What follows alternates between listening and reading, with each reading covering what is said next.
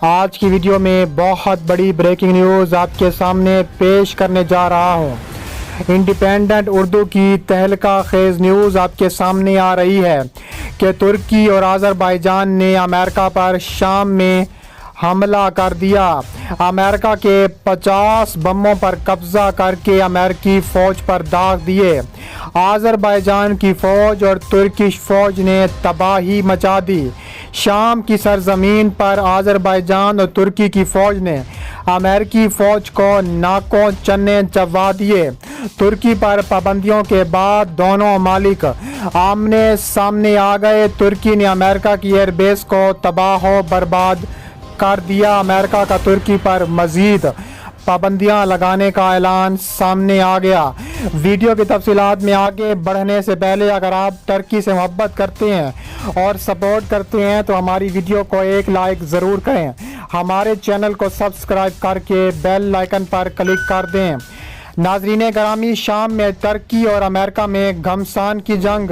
Independent Urdu کی تہلکہ خیز news آپ کے سامنے رکھنے جا رہا ہوں کہ ترکی کے خلاف پابندیاں لگانے کے بعد ترکی نے امریکہ کی اینٹ سے اینٹ بجا دی۔ ترکی نے امریکہ کے 50 بموں پر قبضہ کر کے امریکی فوج پر داغ دیے۔ دوسری جانب ترکی کا بہترین دوست آذربائیجان امریکہ کے خلاف کھل کر سامنے آ گیا۔ آذربائیجان نے اپنی فوج ترکی کے ساتھ مل کر امریکہ کے خلاف اتار دی۔ شدید اور تابڑ توڑ کارروائیاں دیکھنے میں آ رہی ہیں۔ امریکہ اور ترکی آمنے سامنے شام کی سرزمین پر آ گئے۔ ترکی نے امریکہ کی ایئر بیس کو تباہ کر دیا۔ امریکہ کا ترکی پر مزید پابندیاں عائد کرنے کا اعلان سامنے آ گیا۔ امریکی حکام نے تنبیہ کی ہے کہ ترکی کی شام میں فوجی کارروائی کے بعد ترکی میں موجود 50 امریکی جوہری بم یرغمال بن چکے ہیں۔ امریکہ اس صورتحال کا سفارتی حل تلاش کرنے کی کوشش کر رہا ہے۔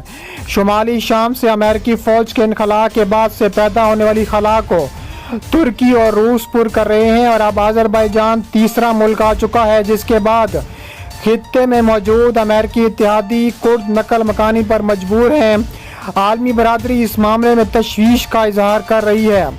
اس کے علاوہ کہا جا رہا ہے کہ رپورٹس کے مطابق امریکہ کے شام سے فوری انخلاء اور ترکی کے ساتھ اس کے بگڑتے تعلقات کے بعد امریکی حکام ابھی تک ترکی میں انقرہ کے ایئر بیس میں موجود امریکہ کے 50 جوہری ہتھیاروں سے متعلق کوئی حکمت عملی طے کرنے میں مشکلات کا شکار رہے ہیں۔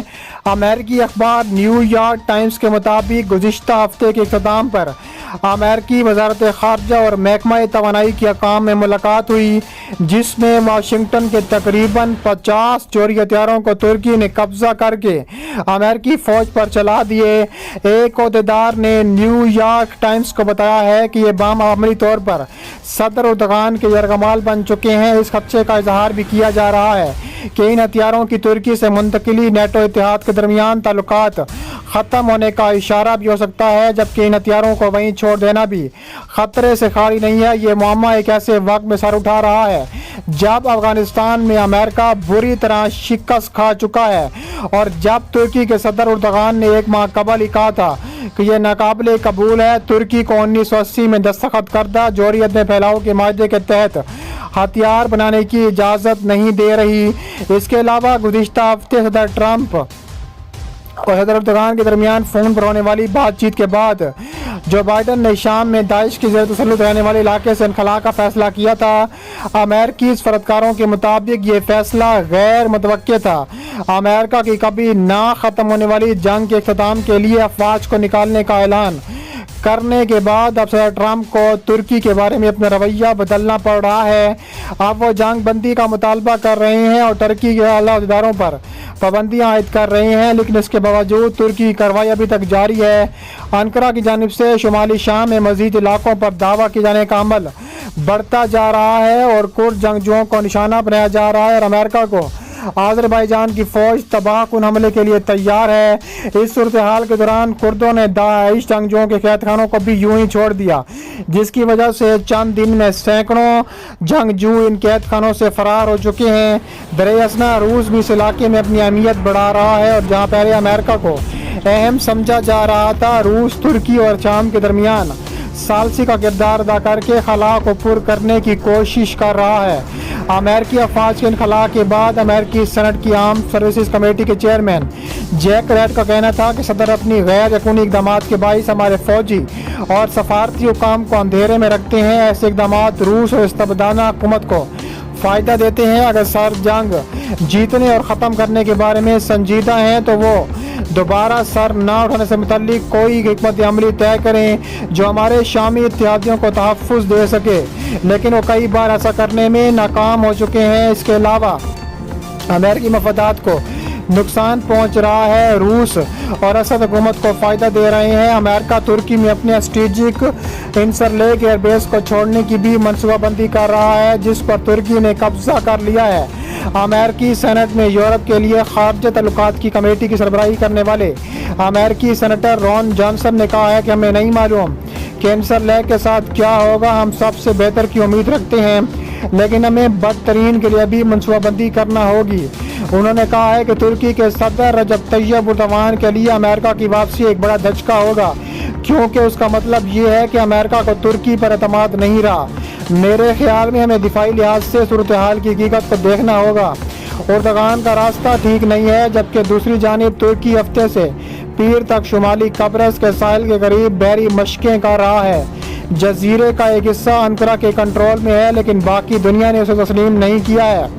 وزارت دفاع سے منسلک قبرص میں مشترکہ ریسکیو کوآرڈینیشن سینٹر نے کہا ہے کہ اب ہر سے ترکی نے کارروائیاں کرنے کا فیصلہ کیا ہے، اس کا ساتھ آذربائیجان کی فوج دے رہی ہے، وہی فوج جس نے آرمینیا کو بری طرح لاسٹ ایئر شکست دی تھی۔ قبرص کے نیشنل گارڈ کا کہنا ہے کہ امریکی بحریہ فوج کے 2 جنگی دستے نقل و حمل کے لیے استعمال ہونے والے جنگی بحری جہاز مشقوں میں حصہ لینے کے لیے قبرص میں موجود ہیں۔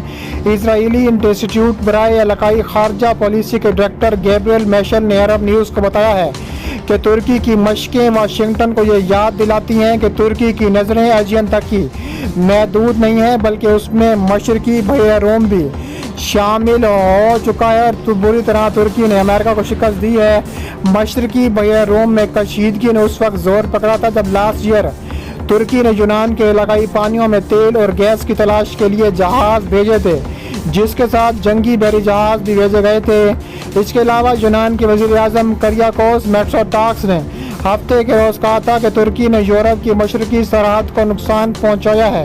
یہ بات انہوں نے یونانی فوج کی بحالی اور ہتھیاروں کی نئی خریداری سے متعلق انکشاف کرتے ہوئے بھی کیا ہے، اور ہر صورت ترکی نے امریکہ کو نشانہ بنانے کے لیے فیصلہ کیا ہے۔